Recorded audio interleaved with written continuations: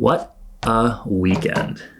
Hey friends, and welcome back to the channel. Back-to-back 50Ks. Westline Winder on Saturday and the Sawatch Ascent Sunday, totaling 63 miles and 11,000 feet of vertical gain.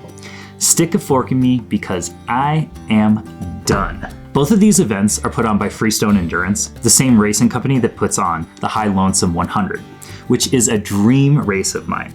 Hopefully next year. You can enter each of these races individually, like a sane person, if running ultras can even be called sane. Or you can sign up for both, which I did, which is called the Sawatch 50-50. You get ranked individually in each race, as well as cumulatively with both race results. What's cool about this Sawatch 50-50 is if you finish both races under the cutoffs, you qualify to enter the High Lonesome 100 lottery. Otherwise, you would need to have to run and completed a 50-mile, 100K, or 100-mile race. For me, having completed the San Juan Solstice 50-miler earlier this summer, I didn't need to do the 50-50 to qualify for the lottery, but in my sick and twisted mind, I wanted to partake. Each of the courses, the Westline Winder and the Sawatch Ascent, are very different courses, and I'll go over into the details of each of these coming up. First up, the Westline Winder 50K. In theory, a faster and easier course with 30.6 miles and 4,000 feet of gain. It starts on the main street of Buena Vista and it runs up and around the Midland Trails. This race is aptly named. The course is extremely windy, zigging and zagging with constant ups and downs. This would be where I'll share a little bit of advice and tips for those who may be interested in this race. First, there are quite a bit of intersecting trails. And while the course is marked well, if your head is down pushing it, it is very possible to miss a turn. I did. So tip 1, keep your head up and looking for the next course marking flag. Second tip, and this may be more because I like to do steep, sustained climbs on my runs, the low elevation game in this race still eats away at you. Truly, every step on this course is very runnable, and the small punchy ups and downs can take more out of you than you may suspect. Yep. Good. That was easy. Just before 7 a.m. on Saturday, 192 runners lined up on Main Street in BV, and then 3, 2, 1. We were off.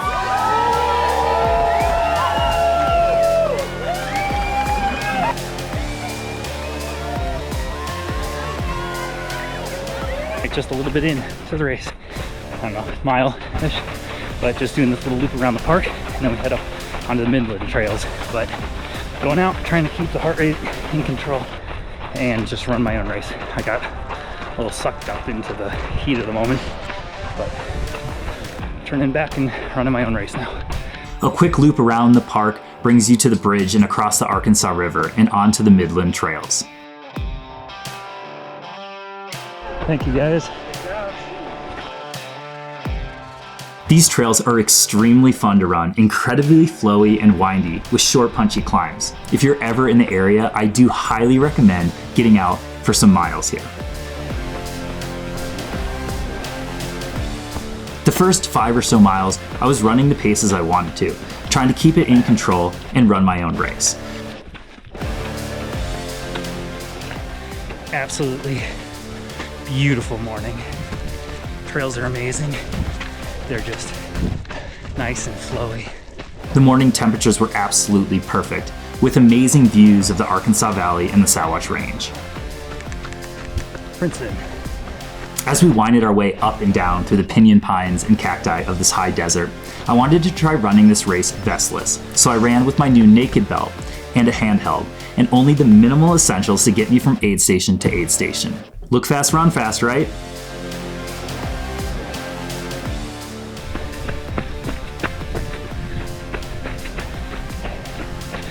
It's about 6 miles. It's like 2 more miles to the first real aid station. Just need to fill up some water there and then keep trucking. There are technically 6 aid stations. However, 2 of them are water-only self-serve stations. The first staffed aid station is Valley View at 7.8 miles. A quick water bottle fill up, and I was out. Just left Valley View aid. I had my tail end, put my tail end into my bottle, empty bottle dry, and then just got it filled up, quick in and out checkout. So I am a little over 8 miles in. Feeling okay, heart rate's higher than I want it to be. Just hoping I can maintain that. So still beautiful, starting to get a little hot. Can tell in about an hour it's gonna be toasty. But pretty early on, I noticed that my heart rate was just about 5 or 10 beats higher than I expected it to be with my perceived effort, which I feel like I have pretty dialed in, which had me running in a little bit of a higher zone that I had planned. Hoping that it would all settle out as the race unfolded, I kept up with those paces. Going up kind of the big climb up to Speculator, the crew aid station. Only place you can see your crew. Big climb, about 15.4 miles up there, so about a mile left to get up there. Just heading up this cattle road. Another 7.5 miles of zigging and zagging brings you up to Speculator Aid Station, which is your only crew access aid station on the course. As usual, I had my fiance Renee crewing me, but it was also really special because I had my mom and my stepfather Brad come to aid and cheer me on for their first time at one of my races. Since Speculator is the one and only aid station you can have crew access, this is where I ditched everything in my belt I had used and resupplied with everything I would need for the final 15 miles. I left with only one handheld, knowing that I would be hitting the next 2 aid stations less than an hour apart from each other. Good job. Say hi to the dogs as you go by. Say hi to right here. Up until that point, the entire course has been trending uphill. Only about a mile more of climbing on the forest road after leaving Speculator, and it all flips for a net downhill back half of the course. It was definitely nice to get onto some cruiser forest roads and open it up a bit for about a 2.5 mile descent. Left Speculator, saw my mom, Brad, and Renee. Finished that climb. Now there's a nice long road descent, which is needed because most of that is pretty much trending uphill the whole way. So could use some downhill miles. The fall colors were in full swing, but the fall temps had definitely went away. The day had been getting progressively hotter as it went on, which may have played a factor in my impending low point. Back on the single track for a bit and on to the second to last aid station, Shields. Personally, I like to know exactly what's in my bottle and the concentration. For me, I currently use Tailwind, so in races like this where I need to carry with me what I need, I really like using these Freeze Pop baggies so I can have my known amount of mixture and I'm able to put that in my vest or belt and then rip it off and pour it into the aid station and have the volunteers, you guys brick and rock, top off my bottles with water. The next 5 miles to the final aid station trends downhill. Up until this point, I've been sticking to my nutrition plan pretty solidly.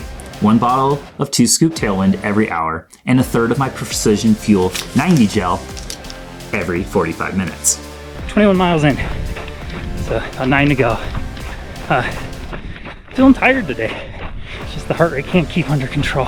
Still moving.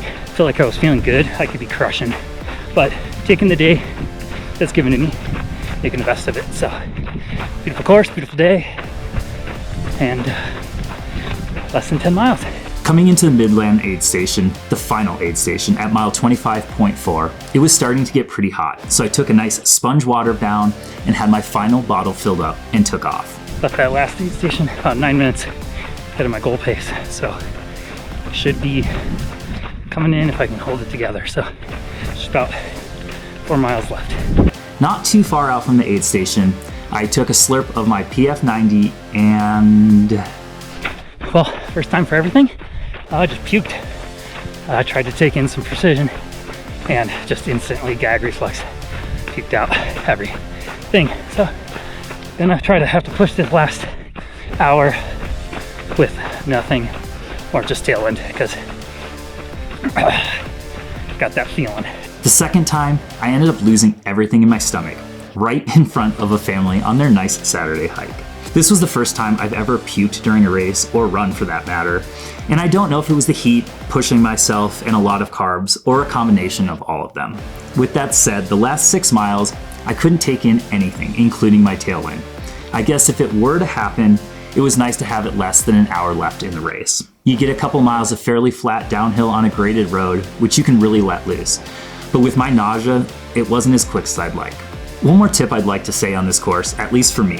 When you pull off the road and back onto the last few miles of the windy single track, it's kind of brutal, and it's a bit technical, and you are back to the short, punchy climbs with almost 30 miles on your legs.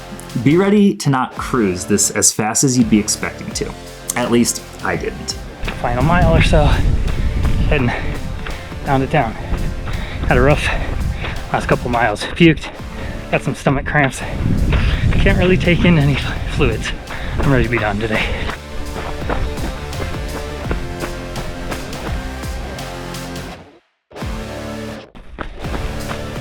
Finally, crossing the river once again, I made my way back onto Main Street for the final stretch. It was an awesome atmosphere and a ton of people cheering on the racers.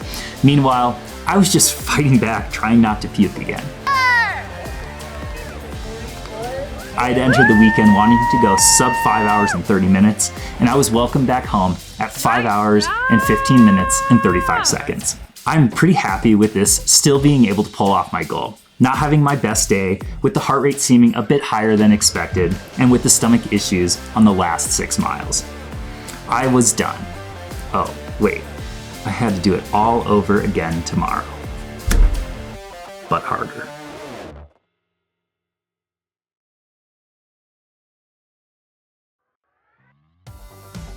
Another day in another 50k. The Sawatch Ascent is more my cup of tea, or at least the type of terrain that I enjoy running in the most.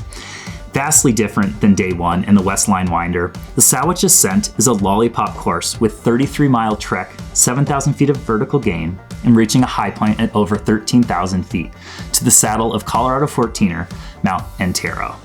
A few miles of road brings you to some beautiful miles on the Colorado Trail before making your way up Browns Creek, above tree line, to the saddle, and down Little Browns Creek, and meeting back up with the Colorado Trail. I'll admit, it's pretty wild to wake up on Sunday and think, what the hell was I doing?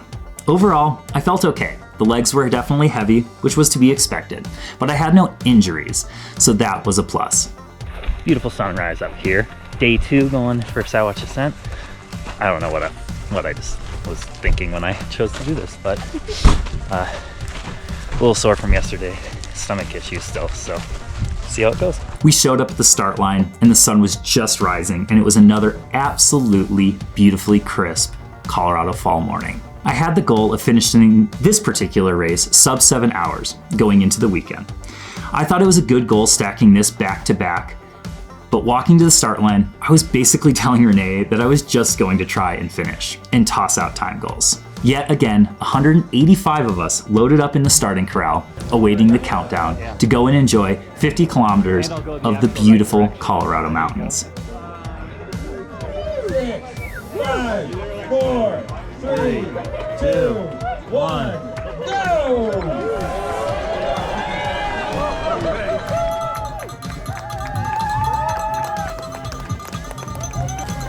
Yeah, Taylor, let's go. Woo!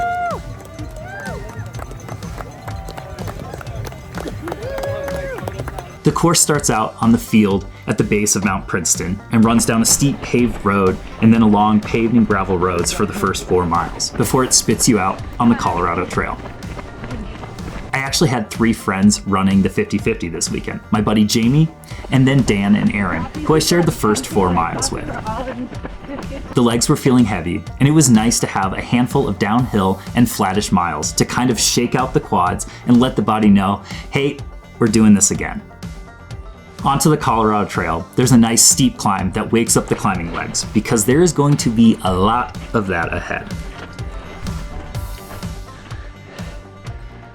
Okay, just got to the top of the first big climb. Now, Colorado Trail for about 7 miles before we go back up. Feeling really tired today from yesterday. Legs are heavy. I was feeling pretty decent in the heart rate and breathing wise. It was just the legs feeling a bit heavy. It's about 8 miles to the first aid station, Raspberry 1, and the flowy, well-buffed Colorado Trail is absolutely amazing to run.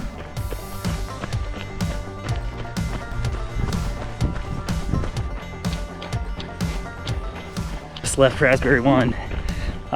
Left a minute and a half past my goal. I came in right on my goal pace. Yeah, awesome. Thank you to the volunteers out here, amazing. They took my soft flasks out of my pack, didn't even need to take it off, filled it up for me, and got me on my way. In and out in about a minute and a half. 10.7 miles to basically the top of the climb, and that's the next aid station. So long stretch here without any aid. So you have to leave that aid station with everything you need pretty much for the next 3 to 4 hours, depending on how fast you're moving. Continuing on the Colorado Trail, I started to feel pretty good and was running at a good pace. What an amazing part of the day. Beautiful light and the changing aspens. Just about mile 10 is where you encounter the big, long, sustained climb, coming up through the aspen groves and up into Browns Creek Canyon.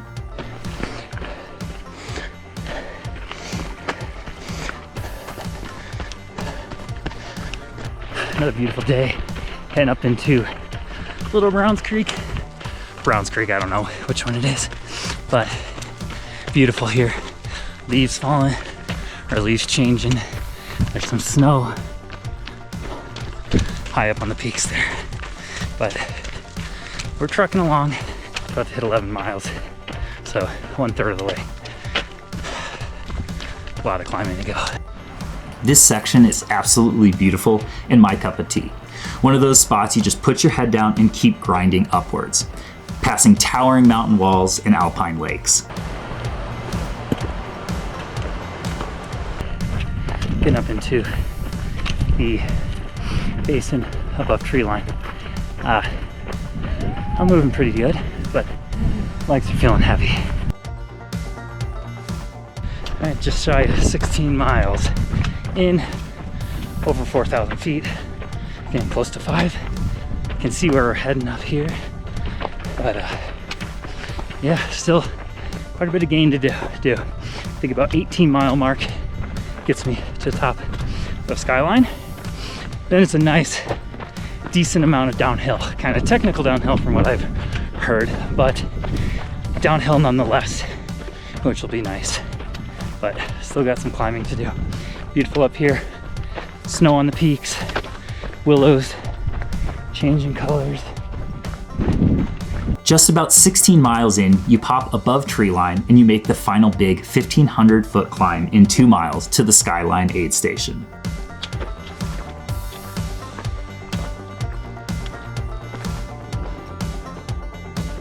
Almost to the top of the main climb, about 6,000 feet again. And then got a nice, long, sustained downhill after this.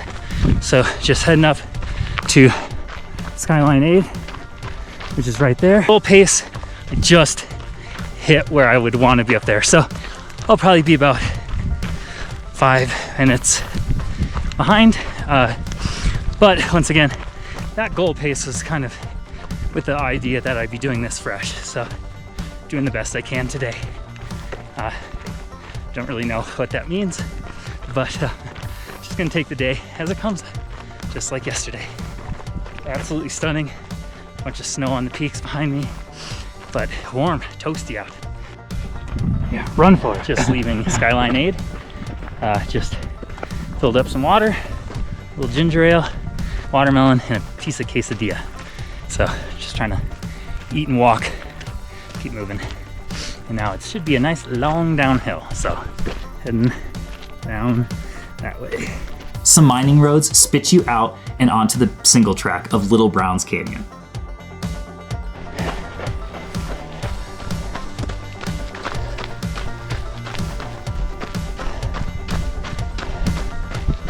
This descent is kind of technical and you definitely want to watch your footing. I had one very close call where I supermaned kicking a rock and I don't know how I saved it. Back into tree line. I don't know how many miles back to Raspberry. Should be a little bit smoother going. Quads are, and knee is pretty wrecked. Kind of just letting gravity do the work. Not gonna be the fastest downhill miles, but amazing. Absolutely stunning in here once again. You know, this is all I keep saying. It's beautiful, it's beautiful. At Raspberry 2 aid station, you're able to have crew access. Today, it was only Renee there to aid me. Nice job. Renee jumped into action, filling my bottles for me as I ditched everything I didn't need, cutting some weight, and once again, Good I was job. off. Let's go. Woo! Coming into the aid station, I had been doing some runner math, and I figured I could actually still make my time goal if I kept it all on the rails. Right, just left Raspberry 2. So 7.3 miles to the finish. Quick transition, ditched everything I didn't need. And then just taking what I need for the last 7.3 miles. All right, after leaving Raspberry 2, kind of have a steep punchy climb up the Colorado Trail to a nice steep part, and then you have a real steep cruiser downhill on the Colorado Trail, which I'm starting my way down now. And then you hit the road, and it's kind of like a gradual uphill, and then the steep road that we came down to start with. So goal going into the race was sub 7 hours. If I can maintain sub 12 minute miles, or at least average sub 12 minute miles, I should be able to come in right under that. So just trying to hold on this last probably about 5 miles.